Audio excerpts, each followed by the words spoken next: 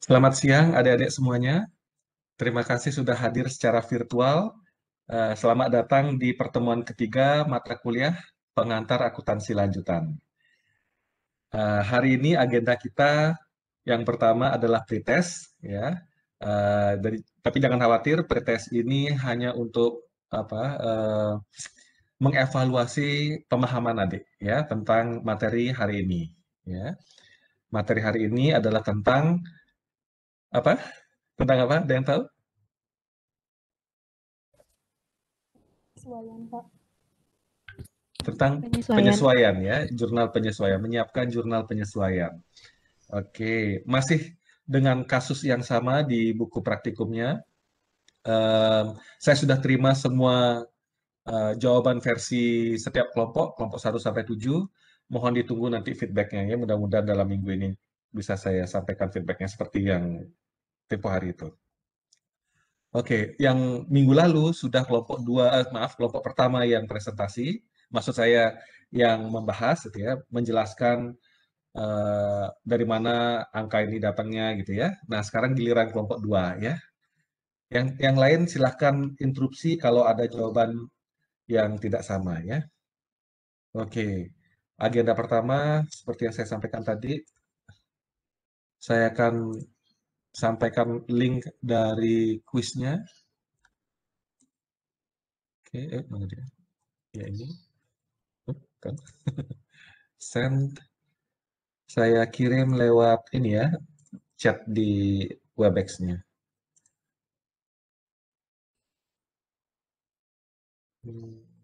Chat ya. Saya kasih waktu 10 menit. 10 menit, ya. Itu udah lama banget, udah cukup. Hanya ada tiga soal, multiple choice. Jadi silakan dipilih jawaban terbaik menurut adik. Ya, 10 menit, ya. Sampai jam, ya saya lebihkan deh. Sampai jam 14 lebih 10. Selamat mengerjakan.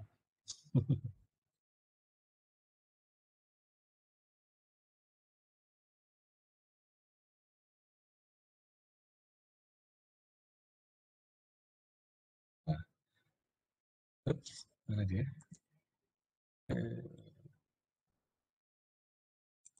Nah, adik bisa lihat tampilan ini, kuis yang saya tampilkan sama, ya? Sama-sama bisa lihat, ya? Oke, yuk kita jawab nomor 1. Versi adik yang mana ini? Alasan membuat ayat jurnal penyesuaian adalah? Pilihan Ayo, siapa pertama salah dan satu? kedua. Benar. Siapa yang Pilihan bicara? pertama dan Anggi, ya, silakan Anggi. menurut Di Anggi, saya silakan. pilihan pertama dan kedua yang benar. Berarti yang ini adik, ya, pilihannya, ya. Pilihan pertama dan kedua berarti alasannya adalah yang pertama, transaksi telah terjadi namun belum dicatat pada akhir periode pelaporan. Bisa dikasih ilustrasi contohnya eh, yang bagaimana tipikal transaksi yang sudah terjadi tapi belum dicatat sehingga harus dicatat di jurnal penyesuaian. Model-model yang kayak gimana tuh yang masuk kategori ini?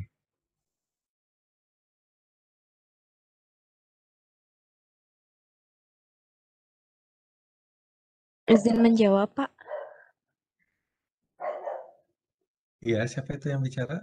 Nikomang Ayu, siapa itu? Ya, Parwati. Ayu Parwati.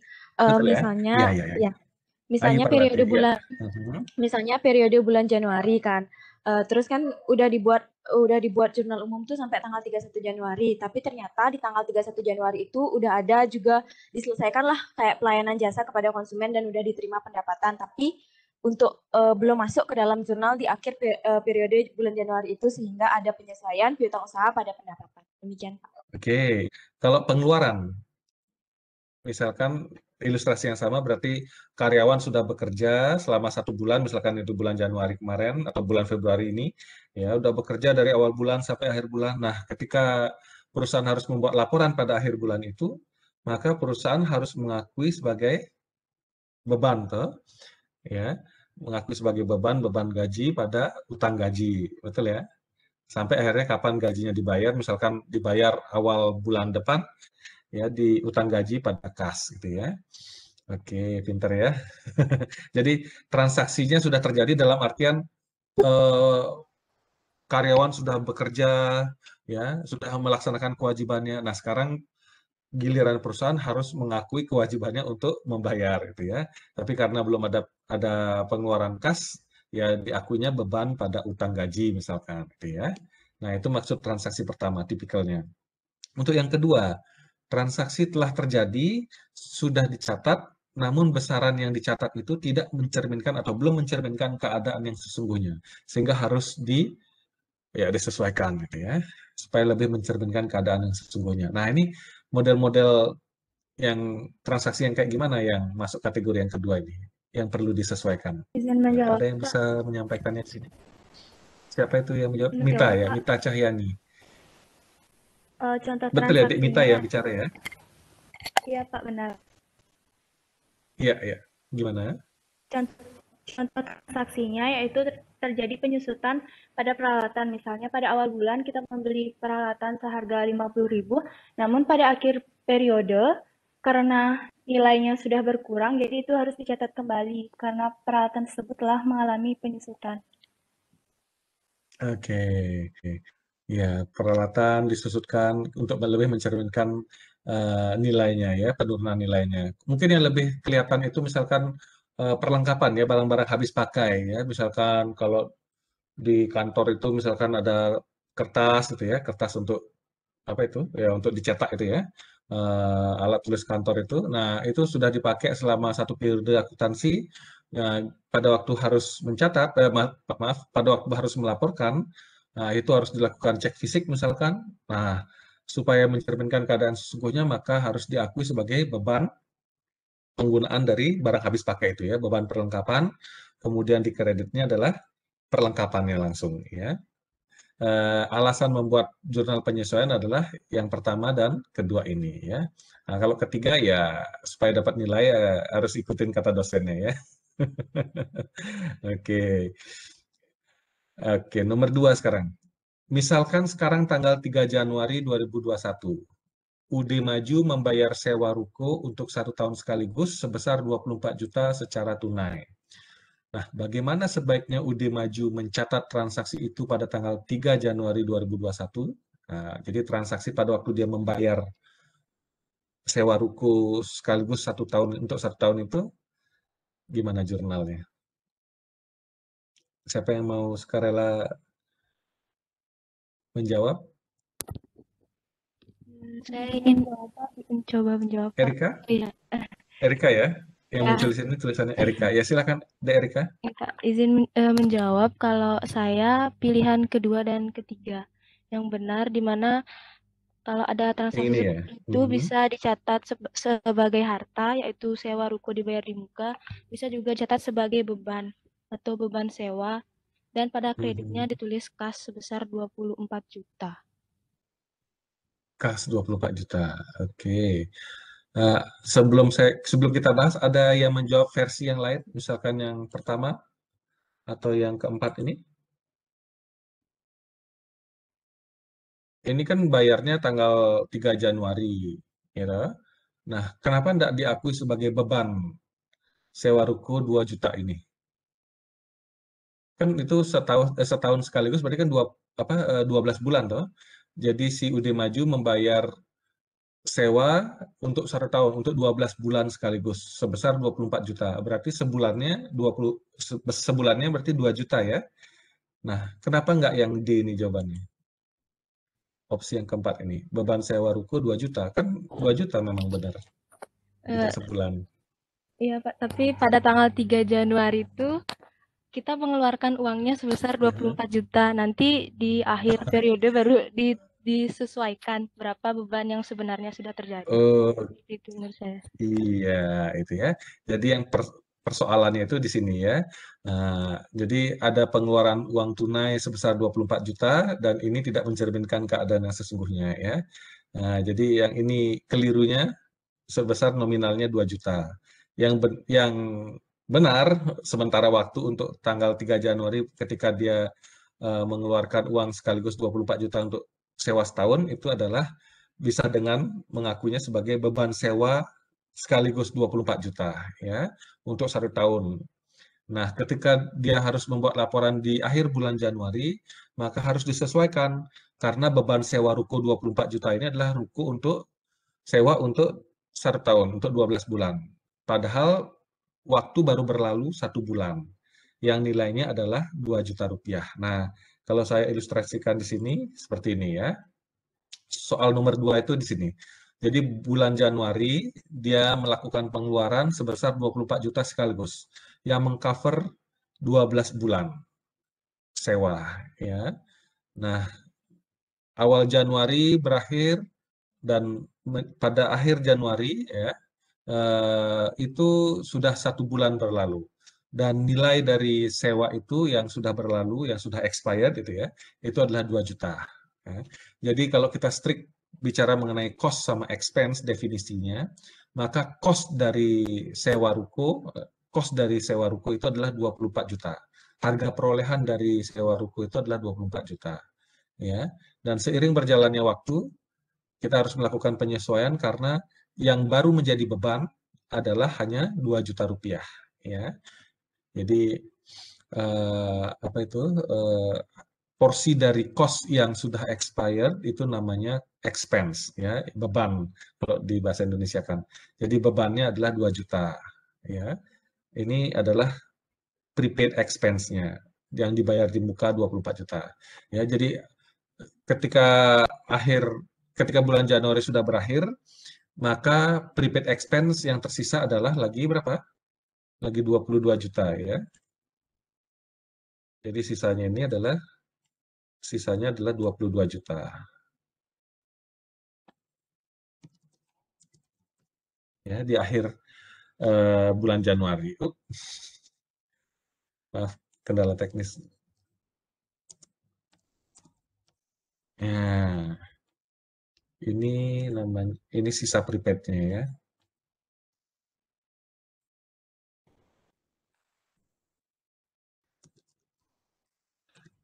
Akhir Januari ya. Yang ini adalah expense-nya, bebannya ya. Yang ini prepaid expense di awal Januari. Pada tanggal 3 Januari itu. Sewa ruko dibayar di muka itu ya. Nah, gitu ya, di awal Januari. Oke, kebayang ya sekarang ilustrasinya ya. Jadi untuk soal nomor 2 itu seperti ini, di awal Januari dia membayar 24 juta sekaligus. Alternatif pertama dia bisa mengakuinya sebagai sewa ruko dibayar di muka atau prepaid expense ini. Ya. Kemudian alternatif berikutnya adalah dengan mengakuinya sebagai beban sekaligus, sebagai rent expense gitu ya, sebesar 24 juta. Nah, nanti di akhir periode baru kita harus sesuaikan berapa sesungguhnya yang expense, berapa yang prepaid-nya. Nah, gitu ya. Dan ini adalah kenyataannya pada akhir periode. Ya, pada akhir periode bulan Januari yang sudah menjadi expense adalah 2 juta rupiah. Saldo prepaid expense adalah 22 juta rupiah. Nah, kita lihat sini ya. Nah, ini di awal Januari, jadi kemungkinan mencatatnya adalah sewa ruko dibayar di buka 24 juta, kas 24 juta di kredit ya. Kemudian alternatif yang kedua, beban sewa ruko dibayar 24 juta, kemudian kas dikeluarkan 24 juta ya. Nah, nomor 3 terkait dari diagram yang tadi saya buat itu, mengacu pada soal nomor 2 tadi, bagaimana jurnal penyesuaian yang mungkin dibuat pada akhir Januari untuk transaksi itu? Yang mana tadi jawabannya, Dek Erika? Pilihannya mana? Pertama, kedua, 2, 3? Kalau saya yang 2, pertama 3. dan kedua. Kalau yang nomor 3. Pertama, kedua. Iya. Yang nomor 3? Iya, yang pertama dan kedua. Pertama, kedua? Ya. Oke, jadi yang pertama dan yang kedua ini. Oke, yang pertama, beban sewa ruko 2 juta. Sewa ruko dibayar di muka 2 juta. Oke. Nah, jadi gini ya, mana dia? Nah, untuk transaksi ini, kemungkinan yang pertama adalah pada tanggal berapa? 3 Januari, itu dicatatnya kemungkinan yang pertama adalah, gimana dia tadi? Beban sewa ya, Sewa beban sewa ruko. 2 juta. Ini didebat ya. Beban sewanya berapa? 2 juta rupiah. Di tanggal 3 Januarinya? Oh, di tanggal 3 Di Januari. 3 Januari? Ya. Oh ya. 24 ya. juta. Iya, betul. 24 juta rupiah ya. Kemudian yang dikredit Ke kas 24 juta. iya kas 24 juta. Nah, gitu ya.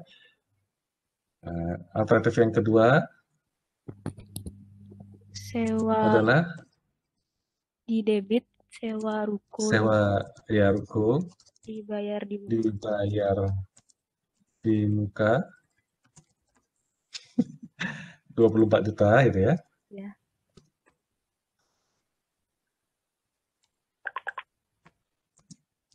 Oke. Dan kreditnya kas gitu ya. 24 juta. Juga sama 24 juta. Nah, gitu ya. Nah, sekarang kalau pada waktu awal periode waktu membayar sekaligus 24 juta itu dicatat sebagai beban sewa ruko, maka pada akhir periode Januari, beban sewa ruko yang sudah terlanjur diakui 24 juta ini tidak mencerminkan keadaan yang sesungguhnya, toh. Karena keadaan yang sesungguhnya adalah pada bulan Januari, beban yang sesungguhnya adalah 2 juta, bukan 24 juta. Ini kebesaran. Nah, gimana caranya menyesuaikan beban yang seharusnya 2 juta, bukan 24 juta ini? Caranya adalah, jadi pada akhir Januari, penyesuaian ya. Nah, penyesuaiannya gimana? Sewa Untuk kasus ini? dibayar di muka, di debit.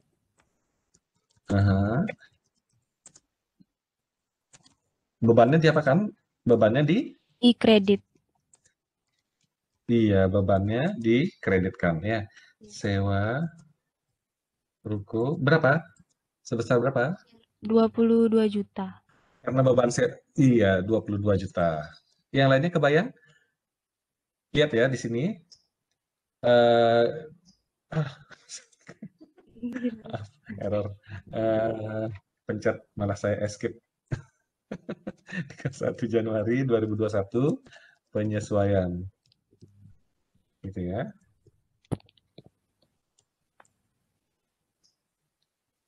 Yang di debit apa? Tunggu dulu. Nah, yang di kredit tadi kita sepakat beban sewa ruko. RP 22 juta. Ada yang tahu kenapa alasannya dikredit 22 juta? Karena di awal periode dicatat di debit 24 juta ya bebannya. Padahal seharusnya beban di debit itu adalah 2 juta. Nah, gimana caranya biar menjadi 2 juta? Ya, dikredit beban sewa rukonya sebesar 22 juta sehingga nanti selisihnya adalah bersaldo debit sebesar 2 juta untuk beban sewa rukonya gitu ya. Nah, itu dari segi beban sewa, akun beban sewanya sudah mencerminkan keadaan yang sesungguhnya. Nah, kemudian apa lawannya supaya mencerminkan keadaan yang sesungguhnya? Nah, di sini ya. Jadi masih ada prepaid expense ya, masih ada 22 juta berupa sewa yang dibayar di muka yang masih merupakan hak dari si UD maju itu untuk menikmati ruko itu gitu ya. Nah, belum expired dia masih boleh di sana diam gitu ya. Masih berupa piutang. Ya, merupakan hak bagi UD maju. Jadi di sini diakui apa? Sewa ruko dibayar di muka sebesar 22 juta.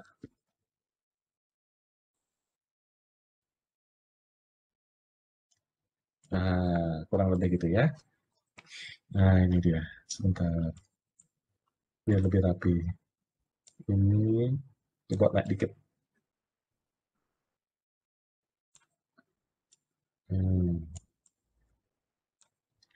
kelompokkan ini di awal. Nah, gitu ya. Nah, alternatif yang berikutnya,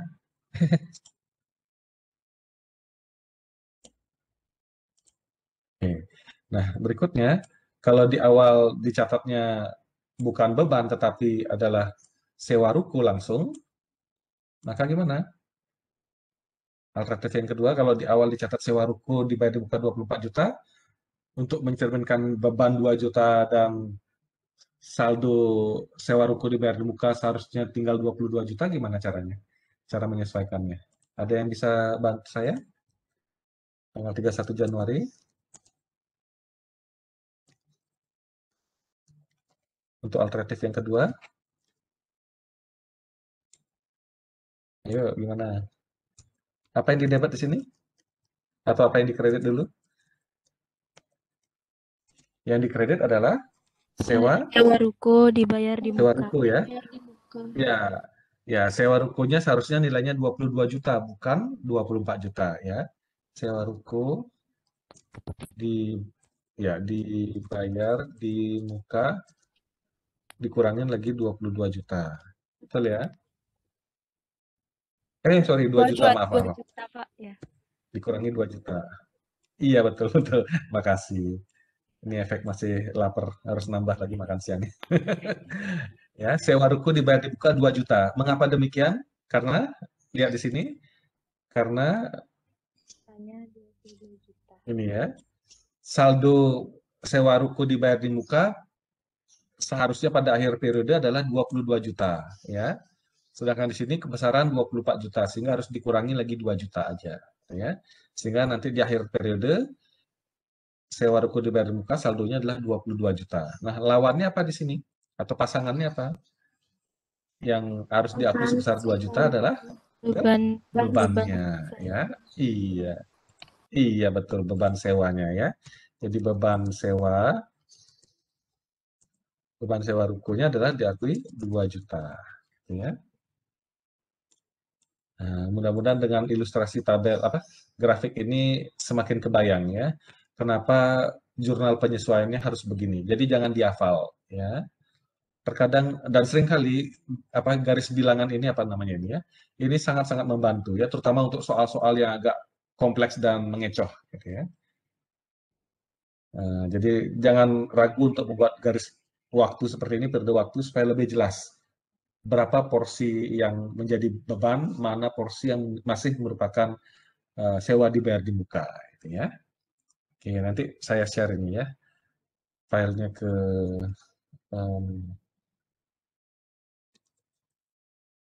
WA-nya. Oke.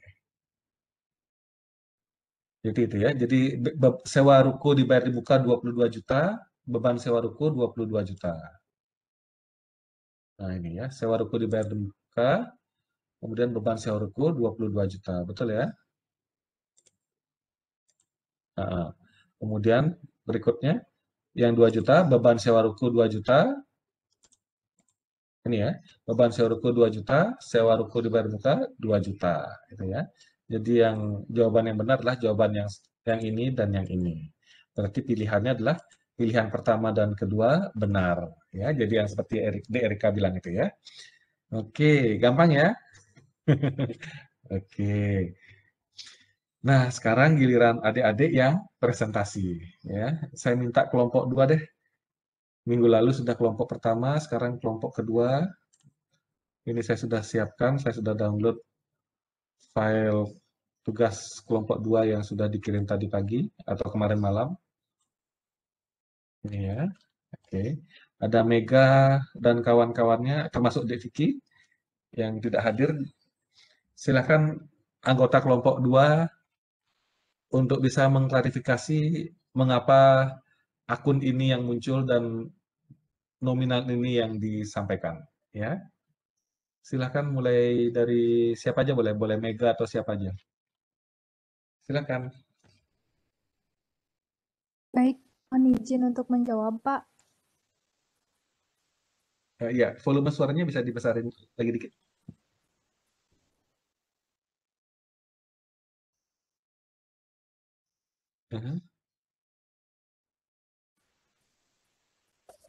Mohon Ya, maaf, untuk Pak, yang apakah suara saya sudah terdengar?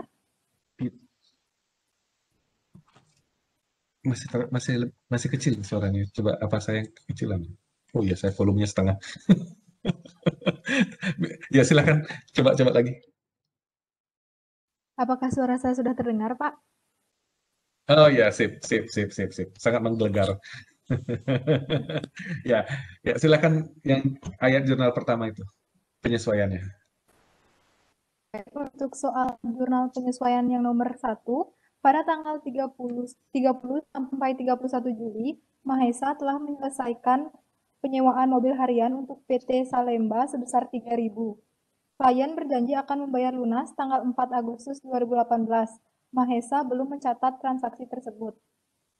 Jadi transaksi yang terjadi pada tanggal 30 sampai 31 Juli ini belum dicatat oleh Mahesa sehingga memerlukan jurnal penyesuaian. Dan transaksi tersebut merupakan transaksi pendapatan, namun Mahesa belum menerima dalam bentuk kas sehingga pencatatannya menjadi piutang usaha pada pendapatan rental mobil harian sebesar Rp3.000. Jadi di bulan Juli perusahaan yang namanya PT Mahesa ini sudah memberikan mobil ya, menyerahkan mobil untuk disewakan kepada siapa itu namanya PT Salemba ya. Jadi di bulan itu sudah apa dipakai mobilnya oleh PT Salemba, tapi oleh si PT Salemba belum bisa bayar di bulan yang sama ya. Padahal dia sudah menggunakannya.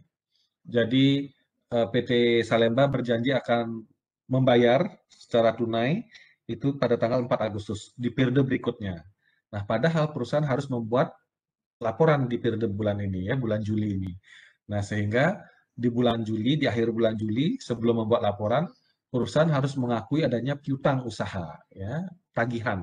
Perusahaan berhak menagih kepada PT Salemba tanggal 4 Agustus ya terkait mobil yang sudah dia sewa di bulan Juli ya. Ya, dari tanggal 30 sampai 31 Juli. Nah, gitu ya. Jadi harus diakui piutang usaha. Jadi transaksinya sudah terjadi dalam artian perusahaan sudah menyerahkan mobil seperti yang diminta oleh PT Salemba itu ya. PT Salemba juga sudah menikmati mobilnya selama 2 hari itu ya, 30 sampai 31 Juli. Tetapi sesuatu dan lain hal menyebabkan PT Salemba baru bisa membayarnya nanti tanggal 4 Agustus lagi beberapa harinya. Nah, perusahaan pada akhir bulan Juli harus mengakui yang namanya piutang usaha dan juga mengakui yang namanya pendapatan, gitu ya. Nah, nanti pada tanggal 4 tanggal 4 Agustus ketika benar si PT Salemba itu membayar ya, maka apa yang dilakukan oleh oleh Mahesa ini kalau tanggal 4 Agustus dia membayar PT Salemba? Mohon izin menjawab, Pak. Ya. Jika tanggal 4 Agustus PT Salemba sudah membayar, maka pencatatan yang dilakukan oleh Mahesa adalah mendebit kas dan mengkredit piutang usaha. Oke, pintar ya. Nah, di akhir Juli diakui piutang karena perusahaan berhak untuk menagih tanggal 4 Agustus itu ya. Nah, nanti pada tanggal 4 Agustus periode berikutnya kalau diterima kasnya berarti kas di debit, nah piutangnya ini dikredit gitu ya. Oke. Jelas semuanya ya yang nomor 1 ya. Jadi itu jurnal penyesuaiannya ya. Nomor 2 sekarang. Ayo siapa yang mau dari kelompok 2 Baik Pak, saya akan menyesuaikan lanjutkan penyesuaian nomor 2. perlengkapan. Dwi silakan. Made Dwi Kusuma Jaya. Nomor 2. Perlengkapan barang habis pakai berupa perlengkapan kebersihan kendaraan dan kantor yang tersisa setelah dihitung di akhir bulan Juli nilainya sebesar 320. Jadi, pemakaian perlengkapan pada bulan Juli itu dapat dihitung dengan cara melihat saldo perlengkapan barang habis pakai pada daftar saldo sebelum penyesuaian yang dimana sebesar 2.250 dikurangi nilai residu dari pada bulan Juli tersebut di mana sebesar 320. Jadi 2.250 dikurangi 320 didapat 1.930 sehingga pada jurnal penyesuaian dapat dicatat beban perlengkapan barang habis pakai pada perlengkapan barang habis pakai sebesar 1.930. Oke, jadi sudah jelas sekali ya. Jadi untuk bisa mengerjakan ini, maka adik harus mengacu kepada daftar saldo, kalau dulu namanya neraca saldo, sebelum penyesuaian. Ya. Itu di tugas adik yang minggu lalu, ya, yang sudah saya komentari. Nah, di sana, menurut catatan daftar saldo sebelum penyesuaian, untuk akun perlengkapan atau barang habis pakai itu adalah 2.250 saldo debit, ya, saldo normalnya saldo debit. Nah, berdasarkan cek fisik, nah ini yang sering dilakukan oleh akuntan ya, setiap membuat laporan keuangan harus melakukan stock of name gitu ya, mengecek berapa jumlah perlengkapan, alat tulis kantor dan sebagainya itu yang tergolong perlengkapan, berapa fisiknya, berapa unit, kemudian dikalikan berapa rupiah. Nah, kemudian dari perhitungan cek fisik tadi itu ternyata nilainya ya, unit dikali harga per unitnya itulah 320. Ya, dari semula 2.250. Nah, berarti harus disesuaikan ya supaya mencerminkan keadaan yang sesungguhnya. Tadi sudah disampaikan berapa perhitungan pastinya, yaitu harus dikurangi sebesar 1.930. Betul ya? Jadi perlengkapan yang tadi di debit langsung dikredit. Nggak usah pakai akumulasi seperti apa itu depresiasi gitu ya. Nah, dia langsung ya karena namanya juga barang habis pakai gitu ya. Jadi kertas, anggaplah ini namanya kertas gitu ya, bukan perlengkapan. Jadi kertas yang tadinya isinya katakanlah 1.000 lembar ya sebelum penyesuaian, kemudian setelah cek fisik, oh ternyata bukan 1.000 lembar lagi, sudah tersisa lagi setengahnya, 500 lembar. Nah udah, nah, jadi langsung kertas dikurangi, ya, di kredit setengahnya nilainya, nah, gitu ya. Oke, jadi nggak usah pakai apa akumulasi atau apa gitu ya. Jadi langsung perlengkapan untuk perlengkapan. Tetapi kalau peralatan itu adalah tergolong aset tetap. Peralatan itu ya apa contohnya? Mesin itu ya. Peralatan termasuk itu ya, mesin itu ya. Bukan ya? Ya kalau di buku pengantarnya ya. Katakanlah seperti itu. Jadi bukan mesinnya yang berkurang gitu ya, tetapi nilainya, akumulasi beban depresiasinya, akumulasi depresiasinya gitu ya. Oke. Jadi akumulasi depresiasi peralatan. Nah, khusus untuk perlengkapan, barang habis pakai, dia langsung dikredit perlengkapannya. Oke, jelas sekali ya nomor 2 ya. Oke, langsung lanjut nomor 3 sekarang. Ayo, siapa yang mau nomor 3 dari kelompok 2? Untuk nomor 3, rental mobil milik rekanan Pak Rudi dibayar di muka tanggal 1 Juli sebesar Rp9.000 untuk masa 3 bulan, yakni bulan Juli sampai September. Mahesa sudah menggunakan mobil tersebut selama 1 bulan. Maka untuk menghitung penyesuaiannya adalah 1/3, yang dimana 1/3 ini dapat dari 1 bulan per 3 bulan dikali Rp9.000, dapat hasil Rp3.000. Lalu dicatat dalam jurnal penyesuaiannya. Lalu dicatat pada jurnal penyesuaiannya adalah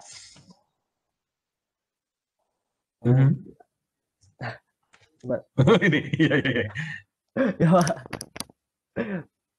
Beban rental mobil sebesar pada rental kendaraan dibayar di muka sebesar Rp3.000. Oke, ya. Gimana yang lainnya setuju? Ada yang berbeda jawabannya? Nah, kalau tidak ada komentar berarti saya asumsikan sama semua ya. Jadi yang nomor 3 itu lagi-lagi kita harus cek di sebelumnya itu ya. Di sini ada akun namanya rental kendaraan dibayar di muka. Dan ini persis seperti yang diilustrasikan ini ya, nilainya 9.000 itu ya. Itu transaksinya tanggal 1 Juli. Jadi di awal bulan tanggal 1 Juli gimana ini? Mobil rekanan dibayar di muka. Oke, oke. Jadi perusahaan menyewa mobilnya Pak Rudi gitu ya. Menyewa mobilnya Pak Rudi sebesar 9.000 untuk 3 bulan. Jadi untuk bulan Juli, Agustus, dan September dibayar sekaligus oleh PT Mahesa ya, berupa apa ini? PT atau apa ini?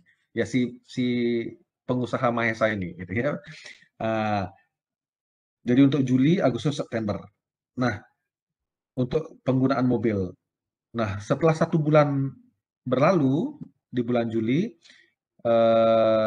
itu beban sewa kendaraan sesungguhnya adalah hanya Rp3.000 dan sewa dibayar di muka ya, rental kendaraan dibayar di muka adalah saldonya adalah berapa? Rp6.000, betul ya? Nah, sehingga yang Rp9.000 ini kebesaran gitu, untuk rental kendaraan dibayar di muka kebesaran. Harusnya 6.000. Gimana caranya membuat ini menjadi 6.000? Berarti dia harus dikredit ya, karena ini saldonya debit 9.000, supaya menjadi 3.000 nilainya dikredit supaya menjadi 6.000, maaf, harus dikredit menjadi 3.000. Dikredit sebesar 3.000. Nah, ini ya, mana dia? Nah, ini. Jadi rental kendaraan dibayar di muka, dikredit menjadi 3.000. Dan ada pengakuan beban akun pasangannya ya, sebesar 3.000 ya, karena di bulan Juli beban sewa mobilnya adalah 3.000. Persis ilustrasinya seperti kuis tadi itu. Ayo, siapa yang bersedia dari kelompok 2? Baik, saya akan menanyakan yang nomor 4. Iya, silakan. Baik. Mobil Wahyu, Avanza ya. Iya, Pak. Mobil Ya. Avanza dibeli seharga 140.000 pada tanggal 1 Juni 2018. Estimasi nilai sisa 20.000 dan dapat dipakai selama 5 tahun. Jadi menentukan beban depresiasi mobil selama per tahun dapat dihitung dengan rumus harga perolehan dikurang estimasi nilai sisa dibagi umur ekonomis. Jadi 140 dikurang 20, 110.000 dikurang 20.000 dan dibagi 5 mendapatkan hasil 24.000 untuk beban depresiasi mobil per tahun. Untuk menghitung beban depresiasi mobil per bulan, 24.000 dibagi 12 mendapatkan hasil 2.000. Karena sudah dipakai selama 2 bulan, yaitu bulan Juni dan Juli, dikalikan 2, menghasilkan 4.000. Jadi pada jurnal penyesuaian ditulis beban rental mobil pada beban depresiasi mobil pada akumulasi depresiasi mobil sebesar 4.000. Terima kasih. Oke. Nah, gimana dengan yang lainnya? Samakah jawabannya? Saya kasih kesempatan yang lainnya. Sama, Pak. Sama. Jadi ini diperoleh tanggal 1 Juni 2018, gitu ya. Kemudian tanggal 31 Juli dibuatkan jurnal penyesuaian. Ya, jadi caranya adalah mobil Avanza dibeli seharga 140.000, kemudian ada estimasi nilai residu, dipakai selama 5 tahun, gitu ya. Nah, terhitung mulai tanggal 1 Juni 2018, berarti penyusutan per tahunnya adalah 140.000 harga perolehannya, dikurangi dengan nilai sisa 20.000, gitu ya, dibagi 5 tahun. Itu dapat berapa angkanya? 120.000 dibagi 5, berapa itu? Dapat 24.000, Pak. 24.000, ya. Betul ya? Iya, Pak, 24.000. Oke, 24.000 dibagi 12 bulan. Berarti per bulannya 2.000. Betul ya? Oke, nah itu dari 1 Juni sampai 30 Juni, kemudian 1 Juli sampai dengan 31 Juli, jadi ada 2 periode, 2 bulan ya. Jadi 2 bulan dikali dengan penyusutan per bulannya 2.000, jadi 4.000. Jadi jurnal penyesuaiannya adalah beban depresiasi mobil untuk 2 bulan ya, itu 4.000, kemudian akumulasi depresiasi mobil juga 4.000 ya. Oke. Sepakat ya yang nomor 4? Oke, lanjut nomor 5 sekarang. Siapa lagi yang mau? Jawab, Pak. Silakan, siapa itu? Mega ya? Silakan Dik Mega. Nomor 5-nya. Baik, soalnya peralatan dan perabot kantor yang dibeli pada tanggal 5 Juli seharga 10.000 diperkirakan dapat dipakai selama 3 tahun. Anda mengusulkan menghitung beban penyusutan menggunakan metode garis lurus dengan nilai sisa 1.000. 1.000 ya? Iya, iya. Terdapat kesalahan. Ya. Sisa yang seharusnya adalah Rp1.000. Sehingga untuk menghitung besarnya nilai penyusutan menggunakan metode garis lurus dapat dihitung dengan cara harga perolehan dikurangi dengan nilai sisa dibagi dengan umur ekonomis, yaitu 10.000 dikurangi 1.000 dibagi dengan 3, hasilnya adalah 3.000. Jadi besarnya penyusutan setiap tahunnya adalah 3.000. Sementara perabotan di sini dibeli pada 5 Juli sehingga untuk menghitung penyusutan per bulannya dicari dengan cara 1/12 dikali dengan 3.000 dan hasilnya adalah 250. Sehingga pencatatan dari beban penyusutan tersebut ialah beban depresiasi peralatan kantor pada akumulasi depresiasi peralatan kantor sebesar Rp250. Mhm. Oke, yang ini jelas ya, karena transaksinya terjadi di bulan yang sama, bulan Juli gitu ya. Oke, 250 ya. Jelas ya prosesnya ya. Sama-sama tadi dengan yang mobilnya, dengan garis lurus ya, penyusutan garis lurus, itu rumusnya adalah harga perolehan dikurangi dengan nilai residu atau nilai sisa, estimasinya ya, kemudian dibagi dengan eh, estimasi eh, umur ekonomisnya ya. Oke, 10.000 dikurangi dengan 1.000 ya, nilai sisanya dibagi dengan 3 tahun. Itu baru per tahun. Kemudian dibagi 12 untuk mengetahui depresiasi tarifnya per bulan. Depresiasi per bulannya ya. Dan ini karena 1 bulan, jadi ya hasil perhitungan tadi itu ya depresiasi per tahun dibagi 12. Oke, jelas ya nomor 5. Sekarang nomor 6. Izin menjawab Pak untuk nomor 6. Ya, Dwi. Ya, silakan. Penerimaan jasa penyewaan mobil dari Toko Wijaya tanggal 3 Juli sebesar Rp8.000 adalah untuk 2 bulan, yakni bulan Juli hingga Agustus. Rental mobil bulan Juli berarti telah selesai. Jadi, pada transaksi tersebut tanggal 3 Juli dicatat sebagai pendapatan rental diterima di muka. Sehingga perhitungannya yakni 1/2, di mana 1 itu merupakan bulan Juli yang telah selesai rentalnya, dan per 2 di mana selama untuk 2 bulan, yakni bulan Juli sampai Agustus dikali 8.000, sehingga 1/2 dikali 8.000 didapat hasil 4.000.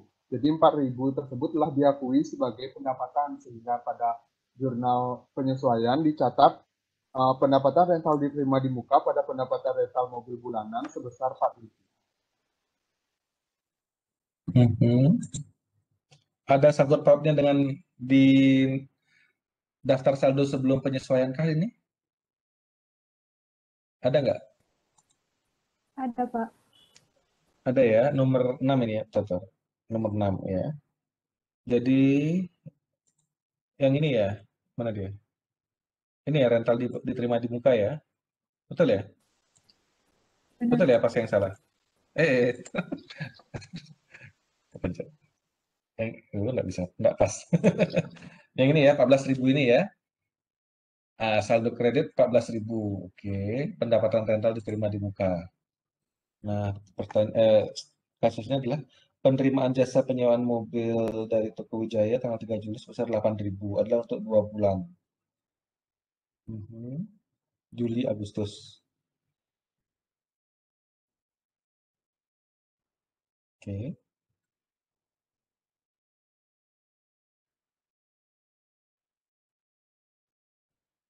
Gimana tadi adik, siapa Dwi ya tadi yang bilangnya? Gimana adik Dwi? Gimana tadi bisa diulang lagi? Iya, Pak. Itu ada hubungannya Jadi, dengan yang neraca saldo ini nggak? 14.000 ini. sebentar dulu, Pak. Kalau dari saya langsung, Pak, 1/2 dikali 8.000. Iya, oke. Sebentar.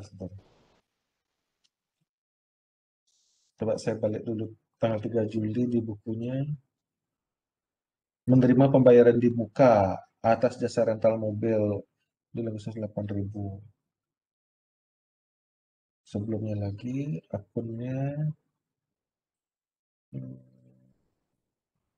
kosong.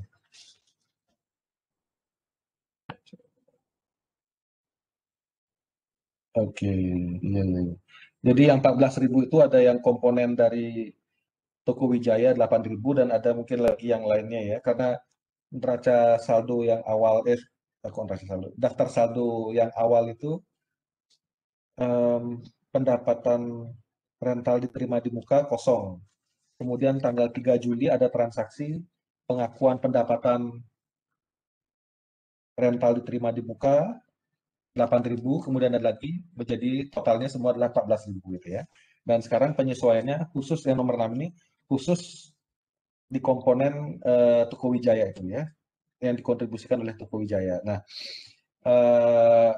jadi betul yang dikatakan oleh Wahyu, gitu ya. Abaikan yang ini, gitu ya, karena ini dibuat apa ya? Ini disusun oleh apa? Dikontribusikan oleh Toko Wijaya dan adalah lagi konsumen yang lainnya gitu ya. Nah, fokusnya adalah di Toko Wijaya ini. Si Toko Wijaya bayar di muka, itu dari perspektifnya Toko Wijaya ya. Toko Wijaya bayar di muka ke Mahesa sebesar Rp8.000 untuk sewa mobilnya Mahesa itu ya. Mobil miliknya Mahesa disewa oleh si Toko Wijaya untuk disewa selama 2 bulan, Juli dan Agustus, sebesar 8.000 ya. Jadi per bulannya adalah 4.000 gitu ya. Nah, yang bulan Juli seharusnya harusnya pendapatan yang bisa diakui oleh Mahesa adalah sebesar 4.000, betul ya? Betul ya, Dek ya? Ya, Pak. Pendapatan yang harus diakui adalah 4.000. Dan masih merupakan kewajiban bagi Mahesa untuk menyerahkan mobilnya ke Toko Wijaya itu lagi 4.000, lagi 1 bulan ya, untuk bulan Agustusnya. Itu ya. Nah, sehingga yang tadinya pendapatan rental diterima di muka yang saldonya 8.000 ya, saldonya 8.000 dari 14.000 yang tadi saya bilang itu ya, itu dikurangi lagi 4.000 gitu ya, dengan cara mendebetnya. Kebayang ya? Kalau Adik flashback, karena ini kasus ini bersangkut paut, makanya tidak ada salahnya untuk mengecek historisnya ke belakang ya. Di sini terlihat di kebiasaan daftar saldo sebelum penyesuaian, dulu namanya neraca saldo sebelum penyesuaian. Ini pendapatan rental diterima di muka 14.000. Kalau saya mundur lagi di neraca saldo awal atau daftar saldo awal itu nilainya 0. Berarti baru di bulan Juli ada transaksi pengakuan pendapatan rental diterima di muka. Itu maksud saya ya.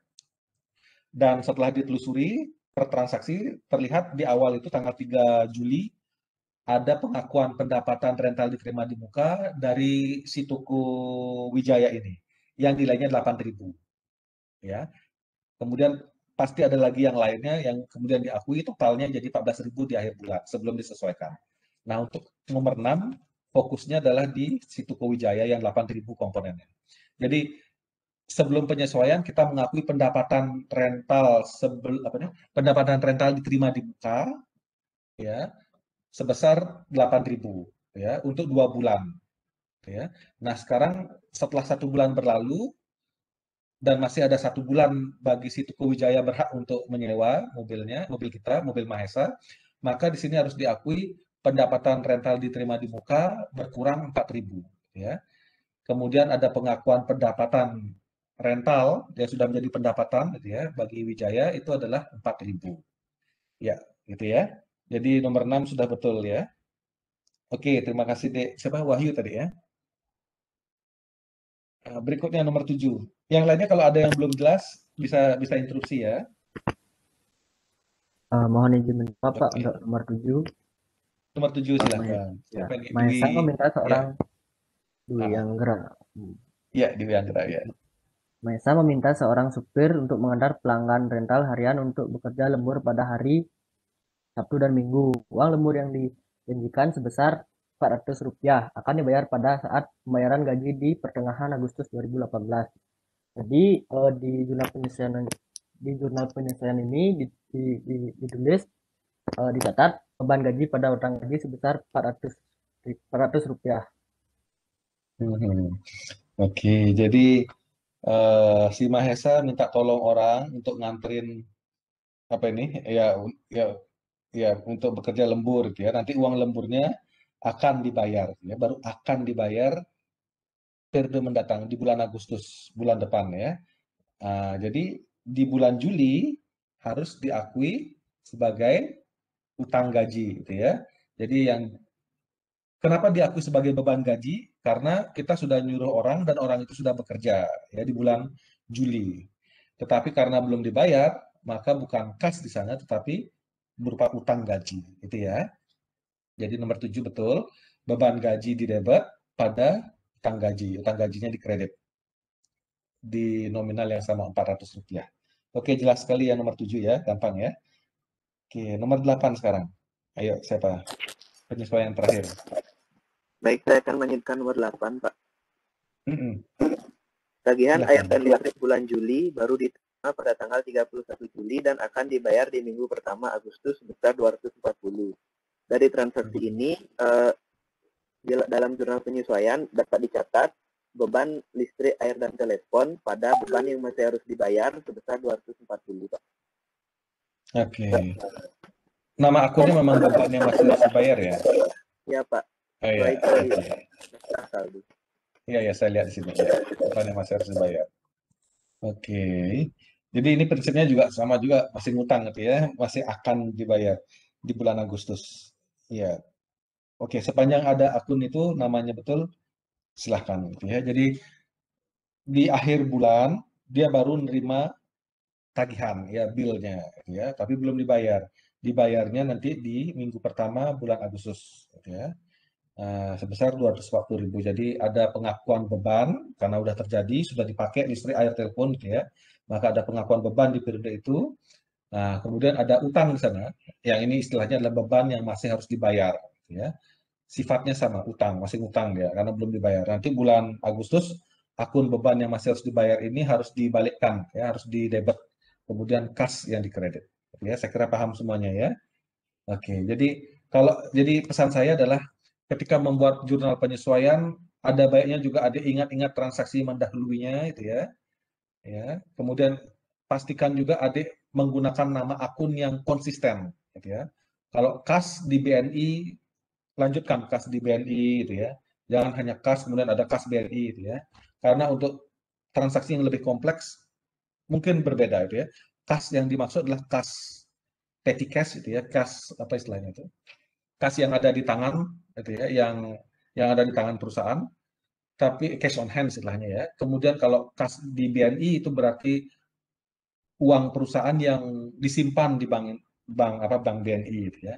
Bisa jadi berbeda maknanya gitu ya. Jadi setiap kali adik melakukan pencatatan di jurnal umum maupun penyesuaian, konsistenlah di dalam menuliskan nama akunnya gitu ya. Sehingga nanti pada waktu adik memposting tidak salah, terutama kalau ada rincian-rincian seperti tadi, kas lain, kas di BNI lain, kas di bank mana lain lagi gitu ya. Jadi mesti konsisten gitu ya. Siapa tahu untuk membayar listrik, air, telepon menggunakan kas di BNI, kemudian membayar gaji di kas di BRI ya, misalnya seperti itu ya. Kalau dibuat lebih kompleks, jadi akan berbeda ininya, apa istilahnya itu, dampaknya itu ya. Oke. Jadi untuk jurnalnya, ayat jurnal penyesuaiannya sudah sangat bagus. Ya, kemudian ini perlu dijelaskan, nggak perlu ya. Yang penting, ini berdasarkan tugas minggu lalu, setelah saya cek satu-satu, ternyata ada kasus penulisan ayat jurnalnya salah, ya. Tapi entah kenapa postingan di buku besarnya betul. Kemudian di neraca saldonya betul. Ada juga kasus kebalikannya, pokoknya jurnalnya betul, kemudian posting di buku besarnya keliru, di daftar saldonya betul lagi. Jadi ada keajaiban-keajaiban gitu ya. Oke, saya asumsikan adik sudah berhati-hati. Ini soal ketelitian ya. Berhati-hati masukkan, makanya konsistensi pembuatan nama akun ini sangat-sangat penting ya. Terutama kalau nanti nama-nama akunnya sangat-sangat bervariasi itu ya. Kas, kemudian kas yang lain ada lebih spesifik lagi itu ya. Piutang usaha mungkin ada piutang usaha apa gitu ya. Macam-macam ya. Ini kebetulan usahanya sejenis.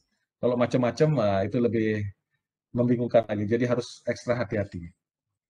Sehingga tidak salah posting ya. Saya asumsikan ini sudah sangat hati-hati dibuat gitu ya. Nah, kalau sudah dibuat secara hati-hati, maka nanti melakukan ringkasannya di neraca saldo, daftar saldo setelah penyesuaian harusnya betul. Nah, ini ya. Daftar saldo setelah penyesuaian ya tinggal dicomot-comot aja ya di setiap buku besar setiap akun itu. Saldo-saldo akhirnya. Kelompok lain bisa dicek apakah sama atau dilihat saldo terakhirnya. Ada perbedaankah? Tapi balance di sini belum tentu betul ya, seperti adik bisa lihat di tugas adik yang minggu lalu yang sudah saya kasih komentarnya. Ada yang sama ternyata, maksudnya saldo akhirnya ini sama, maksudnya Betul itu ya, sama dengan versi jawaban saya.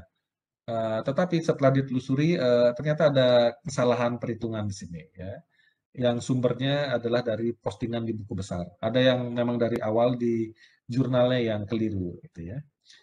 Jadi akuntansi itu kalau prosesnya dibuat secara manual seperti ini memang harus ekstra hati-hati gitu ya. Tetapi tenanglah, kita sudah belajar, sudah lahir di zaman teknologi yang modern, jadi teknologi membantu proses yang manual ini. Dan itu juga berarti ancaman bagi profesi kita. Gitu ya.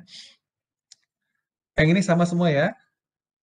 Nggak ada interupsi ya, berarti saya asumsikan betul. Nah, ini kertas kerja, ada yang mengomentari secara umum aja. Yang dimaksud dengan kertas kerja itu apa karakteristiknya, maksudnya formatnya, template-nya seperti apa? Ada yang bisa mengklarifikasi dari kelompok 2? Baik, mohon izin untuk Ya, silakan. Mega, Pak. silakan. Jadi kertas kerja ini berfungsi untuk kemudahan dalam pelaporan informasi keuangan suatu perusahaan. Dalam kertas kerja ini terdapat 10 kolom yang terdiri dari daftar saldo sebelum penyesuaian, kemudian penyesuaian, selanjutnya daftar saldo setelah penyesuaian, laporan laba rugi, dan yang terakhir ada laporan posisi keuangan atau neraca. Oke. Jadi ya, jadi ini semacam gabungan dari beberapa proses yang tadi itu ya.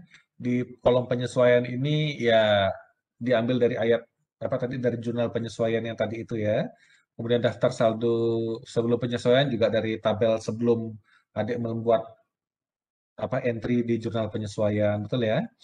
Kemudian daftar saldo sesudah penyesuaian, adik ambil dari buku besar setiap akun yang terutama yang sudah disesuaikan, itu akan ada perubahan di sini. Sementara yang tidak ada penyesuaiannya tetap gitu ya, sama dengan daftar saldo sebelum penyesuaian ya. Nah, kemudian ada 2 ekstra kolom di sini, khusus untuk menyusun laporan laba rugi dan laporan posisi keuangan. Terus untuk laporan yang lainnya digimanain? Kan ada laporan perubahan modal, mungkin nanti adik mengenal laporan arus kas, itu gimana tuh? Perubahan modal deh, kalau arus kas mungkin belum porsinya adik.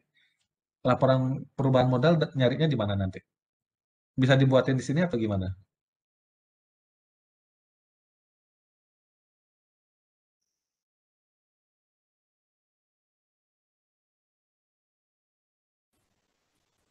Ya,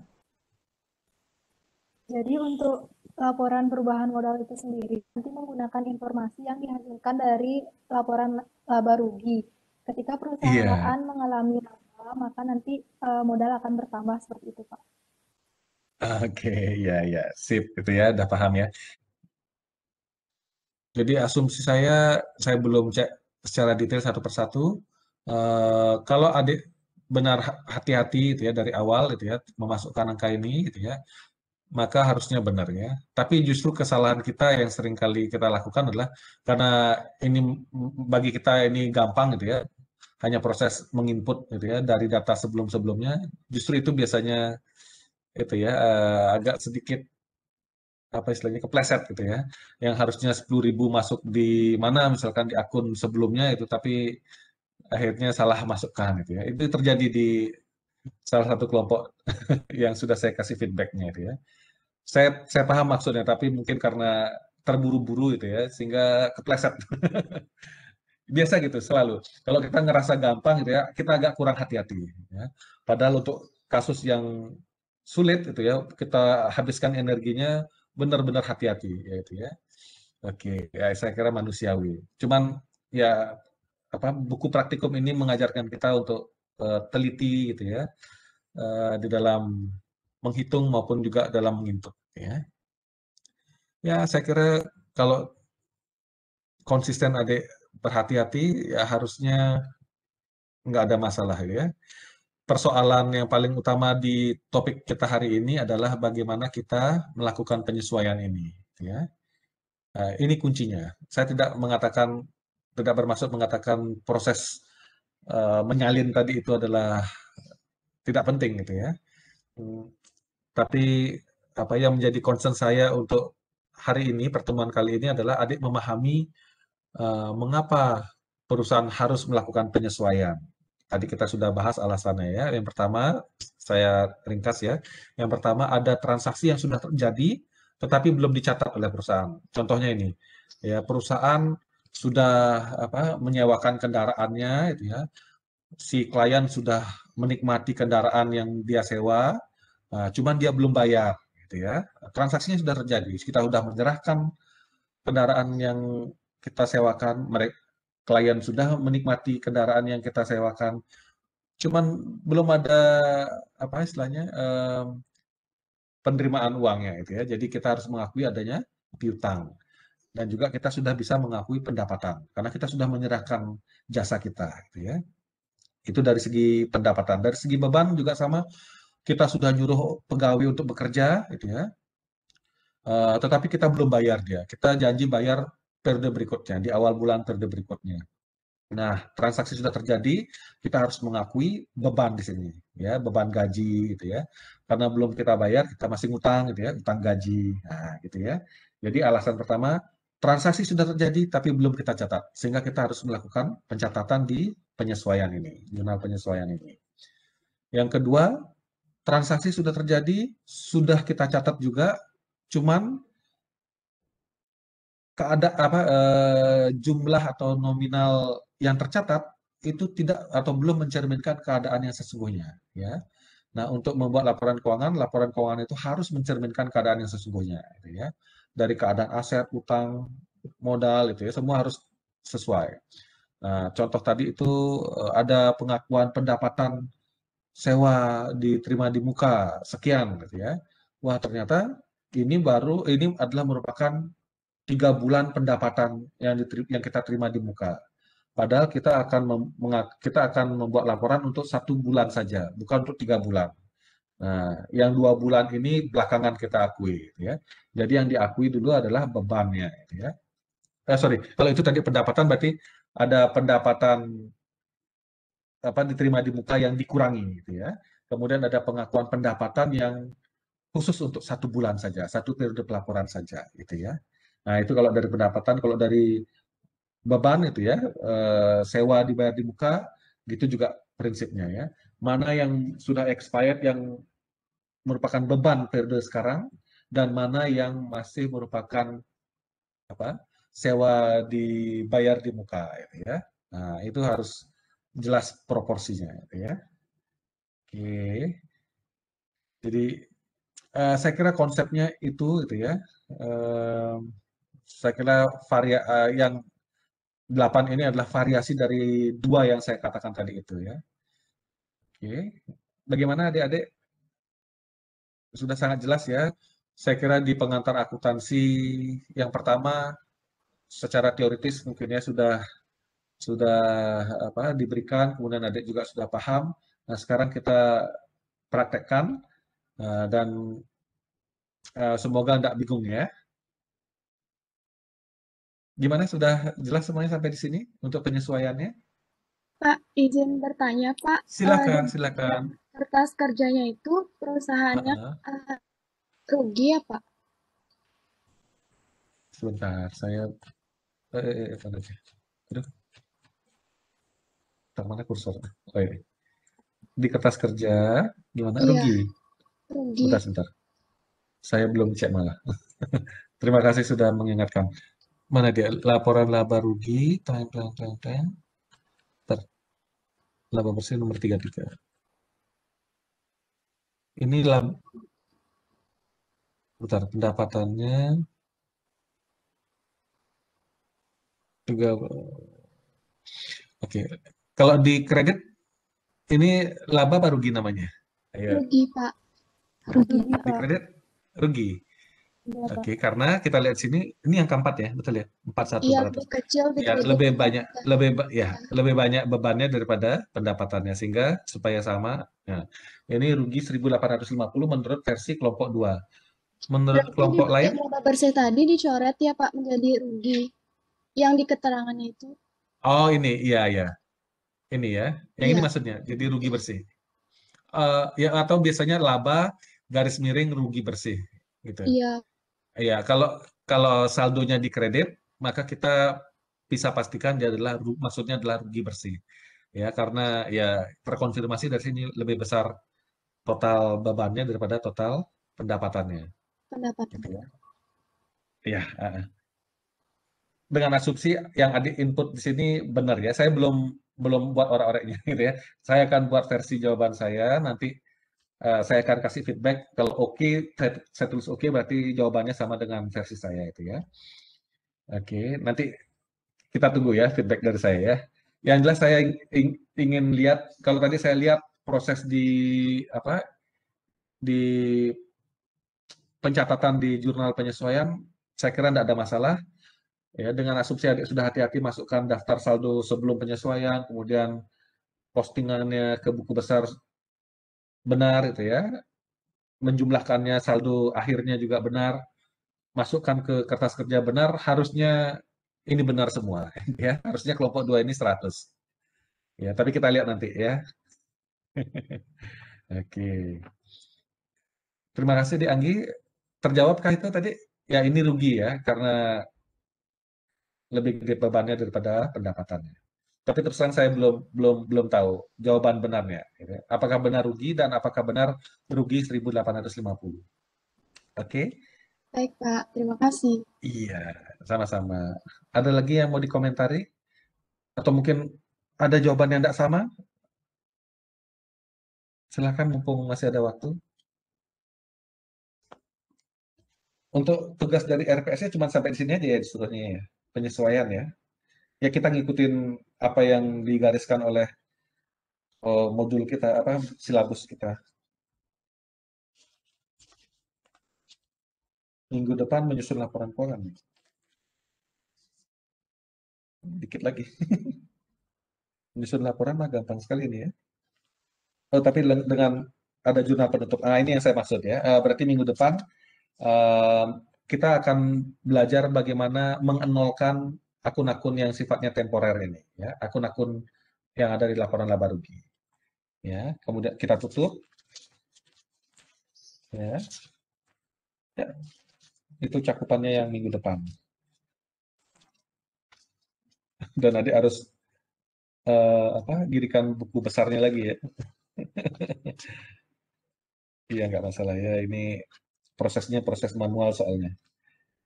Ya, memang banyak paperwork-nya ya. Oke. Ada lagi deh yang dikomentari, yang ditanyakan? Paham semuanya ya? Gampang ya? Kalau ada yang belum jelas atau yang masih bingung, bisa ditanya di grup WhatsApp-nya ya. Nanti kita saling bantu ya. Kalau saya misalkan agak telat respons, yang lainnya bisa respon. Jadi jadikan grup WhatsApp itu forum untuk diskusi ya. Seperti kemarin ada yang perlu diralat itu ya. Mohon disampaikan di grup WhatsApp-nya ya. Jadi biar sama-sama aware ya. Oh ternyata ada yang nggak masuk akal statement-nya gitu ya. Terima kasih banyak selama ini sudah diingatkan. Gimana? Kalau nggak ada yang perlu didiskusikan, berarti kita bisa akhiri pertemuan hari ini. Semuanya udah paham ya? Udah, ya oke. Ya coba diresapi lagi kalau ada yang belum paham atau masih bingung, nanti bisa disampaikan di grup WhatsApp-nya ya. Kita sama-sama saling bantu di sana ya. Oke, saya kira kalau memang tidak ada interupsi, tidak ada pertanyaan, saya akhiri pertemuan ketiga secara virtual ini dan jangan lupa buat lanjutkan tugasnya lagi untuk minggu depan ya. Sampai ketemu lagi secara virtual minggu depan. Terima kasih. Terima kasih, Pak.